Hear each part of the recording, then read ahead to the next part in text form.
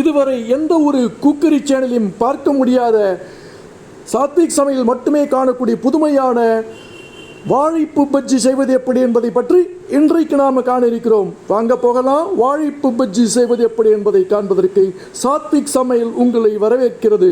இதோ வாழைப்பூ பஜ்ஜி, அருமையான சுவையான வாழைப்பூ பஜ்ஜியை காண வாருங்கள்.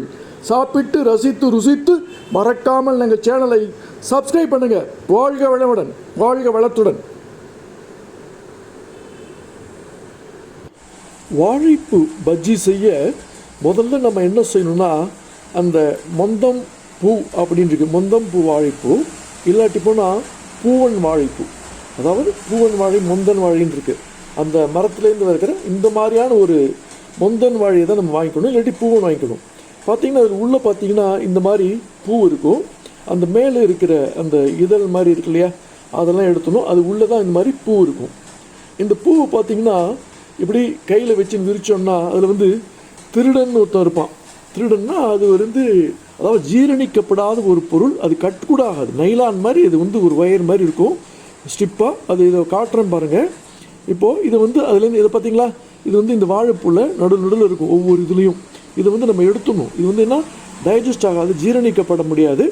இது நைலான் மாதிரி இருக்கும், நம்மளால் விரலால் கூட கட் பண்ண முடியாது. பாருங்கள், கட் பண்ண அப்படி பார்த்தீங்களா, இந்த மாதிரி ரொம்ப ஹார்டாக இருக்கும், நைலான் ஒயர் மாதிரி. ஒன்றுமே பண்ண முடியாது. கத்திரிக்குள்ளால் கட் பண்ணணும், கத்தியால், இல்லாட்டி கட்டே ஆகாது. அதனால் இது டைஜஸ்ட் ஆகாது. இதை எடுத்துடணும். அதுக்கு பிறகு அதே மாதிரி இதில் இருக்குது பார்த்தீங்களா, இது இப்படி கையால் இப்படி இது பண்ணிட்டா களைஞ்சிட்டா இந்த மாதிரி இந்த திருடனெல்லாம் எடுத்துடலாம். அது பார்த்தீங்கன்னா அதுதான் திருடன். இது பேர் திருடன்னு சொல்லுவாங்க. அதை எடுத்துடணும். ஏன்னா அது நடுவில் ஒழிஞ்சு இருக்கிறதுனால இது திருடன். இப்படி ஒரு மாதிரி இப்படி பண்ணால் அது தெரிஞ்சிடும், அப்படியே எடுத்துடலாம். அது முட்டாக ஒரு மேலே ஒரு தலை மாதிரி இருக்கும், அதை எடுத்துடணும். அதுக்கு பிறகு இதில் இந்த டிரான்ஸ்பரண்ட்டாக இருக்கிற மாதிரி ஒரு சின்ன சின்ன இது, அதாவது பழாசொல்ல இருக்கும் பார்த்தீங்களா, அது மாதிரி இருக்கும். இதுவும் எடுத்துடணும். இதுவும் ஜீரணிக்கப்படாது. இது ஒரு நைலான் பேப்பர் மாதிரி, பிளாஸ்டிக் பேப்பர் மாதிரி இருக்குது. இதையும் நம்ம வாழைப்பூலேருந்து நீக்கி விட வேண்டும். இது ரெண்டையும் முதல்ல நீக்கி சுத்தம் பண்ண பிறகு தான் நம்ம என்ன பண்ணோம், வாழைப்பூ பஜ்ஜி பண்ண ரெடி ஆகணும். இப்போது நம்ம சுத்தம் பண்ணி வச்சுட்டோம்.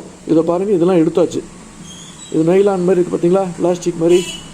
இது இதையும் எடுத்துணும். அதில் இது சைடில் இருக்கும், இதை காட்டுறேன் பார்த்தீங்களா, சைடில் இருக்கும். அடுத்தது ஒரு பாத்திரம் எடுத்து நம்ம பஜ்ஜி செய்ய போகலாம். ஒரு பாத்திரத்தில் 2 கப்பு கடலை மாவு எடுத்துங்க. இந்த காட்டினிலே அந்த கப்பில் 2 கப்பு, இல்லை நீங்கள் வேறு கப்பில் எவ்வளோ அளவுக்கு எடுத்துக்கலாம். 2 கப் எடுத்துட்டு அதுக்கப்புறம் அதுலேயே ஒரு 1/2 கப்பு அரிசி மாவு, அப்புறம் தேவையான அளவு உப்பு, அப்புறம் ஒரு 1/2 டீஸ்பூன் மிளகு, அதாவது மிளகாப்பொடி, அதாவது சில்லி பவுடர், அதை போட்டு நல்லா கலந்துங்க. கையில் முதல்ல பவுடர் நல்லா கலந்துடணும். அதுக்கப்புறம் பெருங்காய பவுடர் இருந்தால் பெருங்காய பவுடர் போடலாம். இன்றைக்கி இதாக இருந்தது. இல்லாட்டி பெருங்காயத்தை கரைச்சி கூட போடலாம். கட்டி பெருங்காயம்னா அது கரைச்சி கூட நம்ம போடலாம். இப்போ இது நல்லா நம்ம என்ன பண்ணுவோம், கலந்துடணும். கலந்துட்ட பிறகு தேவையானது உப்பு ஏற்கனவே போட்டாச்சு. இந்த உப்பு எல்லாத்தையும் போட்டு கலந்து அதுக்கப்புறம் என்ன பண்ணுவோம், அதில் கொஞ்சம் கொஞ்சமாக தண்ணி ஊற்றி இதை நம்ம ஒரு பேஸ்ட் மாதிரி, அதாவது இந்த மாதிரி இப்போ காட்டுறேன் பாருங்கள், இந்த மாதிரி நம்ம பேசி, அதாவது தோசை மாவு மாதிரி இதை இந்த மாதிரி பார்த்திங்களா தயார் பண்ணி வச்சுக்கணும். என்ன வாசனை வருது பார்த்தீங்களா, கமகமான, அப்பா பஜ்ஜி வாசனை. அப்படி இந்த கடலை மாவு, இந்த மிளகாத்தூள் எல்லாம் போட்டோன்னே, உப்புலாம் போட்டோன்னே பஜ்ஜி வாசனை, பெருங்காயெல்லாம் போட்டோன்னே. இப்போ நம்ம வாழைப்பூ பஜ்ஜி செய்வதற்கான மாவு ரெடி ஆகிட்டு, அடுத்தாப்பில் அடுப்பை ஆன் பண்ணுங்க. அது மேலே ஒரு கடாயை போடுங்க. கடாயில் கடலெண்ணெயை போடுங்க, சுத்தமான கடலெண்ணெய். பார்த்தீங்களா, இந்த கடலெண்ணெய் சுத்தமாக இருக்கும். நான் எனக்கு ரொம்ப லக்கு கிடச்சிது. அதாவது நான் ஒரு வருஷமாக இந்த கடலெண்ணெய், அதாவது விவசாயி கடலெண்ணெய்ன்னு பேர். இது ரொம்ப நல்லா இருக்குது, ஒரிஜினல், எந்த விதமான கலப்படம் இல்லாத ஒரு அருமையான கடலெண்ணெய். இதை போட்டு பண்ணாலே நல்லா வாசனை கம்முன்னு வருது. இந்த பஜ்ஜியும் சரி, வடை அந்த மாதிரி பண்ணால் கூட அந்த ஒரு ஃபங்க்ஷன் வீட்டில் நடக்கிற மாதிரி அந்த ஒரு வாசனை கும்முன்னு அடிக்குது. இப்படி பக்கத்து வீட்டுக்கெல்லாம் கூட போயிடுது. இது பாருங்கள், சூப்பரான கடலெண்ணெய். இந்த கடலெண்ணெய் தான் நான் பயன்படுத்தி கொண்டிருக்கிறேன். இது பேர் விவசாயி கடலெண்ணெய். அங்கே தமிழ்நாடு முழுக்க கிடைக்கிறதுன்னு நினைக்கிறேன். நீங்களும் இதையே வாங்கி பயன்படுத்துங்க. 100% ரொம்ப பியூர், ரொம்ப நல்லா இருக்குது வாசனையாக. ஆக இப்போ எண்ணெய் காஞ்சி எடுத்தான்னு பார்க்கணும். எண்ணெய் காஞ்சி எடுத்தோன்னா நம்ம என்ன பண்ணலாம், இப்போ காஞ்சி எடுத்தான்னு பார்த்தாச்சு, காஞ்சிருக்கு, அதாவது ஹீட் ஆகிடுது, பாயில் ஆகிடுது. இப்போ நம்ம என்ன பண்ணால், இந்த வாழைப்பூவெல்லாம் இருக்கு இல்லையா, நம்ம எடுத்தோம் இல்லையா சுத்தம் பண்ணி, அதெல்லாம் அந்த கரைச்சி வச்சுருக்கோம் இல்லையா தோசை மாவு பதத்தில், அதில் இந்த எல்லாம் எடுத்து போட்டுட்டு அதுக்கப்புறம் என்ன பண்ணணும், நம்ம இதை எடுத்து ஒன்றா இந்த எண்ணெய் சட்டியில் போட்டு வறுத்து எடுக்க வேண்டும். இது இப்போ வந்து வறுபட்டுருக்கு. இதுதான் வாழைப்பூ பஜ்ஜி. கமகமான வாசனை வேறு வருது. இப்போவே சாப்பிட்லாமான்னு தோணுது, ஆனால் சுடும்.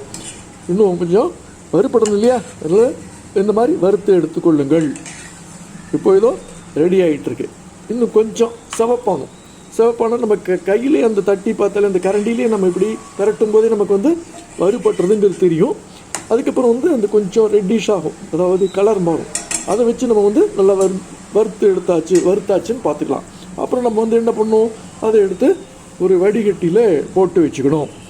ஏன்னா எண்ணெயோடு இருந்தால் அந்த எண்ணெயெல்லாம் வடிகட்டியில் போட்டுக்கணும். இந்த மாதிரி வடிகட்டியில் போட்டு எடுத்து வச்சுங்க. ஆற விட்டு சூப்பராக சாப்பிட்லாம். இதோ நம்முடைய சாத்விக் சமையலில் இன்றைக்கு வாழைப்பூ பஜ்ஜி ரெடி ஆகிடுத்து. பார்த்திங்களா, சூப்பராக இருக்குது வாழைப்பூ பஜ்ஜி. இந்த மாதிரி ஸ்நாக்ஸ் பண்ணி மழை காலத்தில் சாப்பிட்லாம். மற்ற நேரங்களையும் இந்த ஸ்நாக்ஸ் பண்ணி குழந்தைகளையும் இந்த ஸ்நாக்ஸ் பண்ணி நம்ம கொடுத்தோம்னா அவங்க விரும்பி சாப்பிடுவாங்க.